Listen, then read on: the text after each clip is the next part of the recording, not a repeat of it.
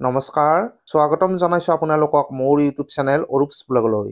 এই মুহূৰ্তত আপোনালোকৰ কাৰণে লৈ আহিছো এটা গুৰুত্বপূৰ্ণ খবৰ। অসম চৰকাৰৰ অধীনৰ সকলো চৰকাৰী কৰ্মচাৰীৰ কাৰণে আছে এটা ডাঙৰ খবৰ। আৰু এই ডাঙৰ খবৰটো হৈছে অহা 11 আৰু 12 মাৰ্চ 2024 তাৰিখে অসম চৰকাৰৰ অধীনৰ ৰাজ্যিক কৰ্মচাৰীসকলৰ কাৰণে স্পেচিয়েল কেজুৱেল লিভ ঘোষণা কৰা হৈছে।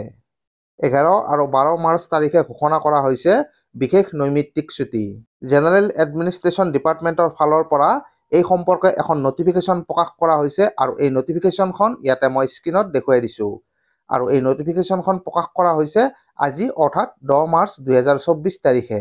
আৰু ইয়াতে কোৱা হৈছে the governor of Assam is pleased to allow special casual leave for 2 days that is on 11th and 12th March 2024 to the state government employees who are the followers of Ekharon Bhagavati Samaj to attend the Golden Jubilee scheduled to be held at Morigao with effect from 10th to 12th March 2024.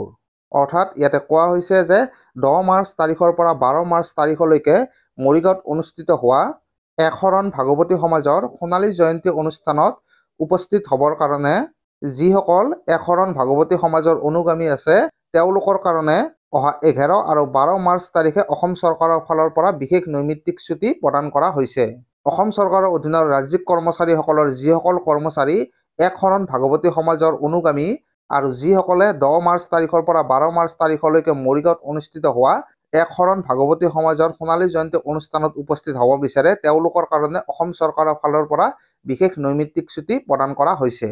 তো নিশ্চয়কৈ এইটো অসম চৰকাৰৰ অধীনৰ ৰাজ্যিক কৰ্মচাৰীসকলৰ কাৰণে এটা অতি গুৰুত্বপূৰ্ণ খবৰ।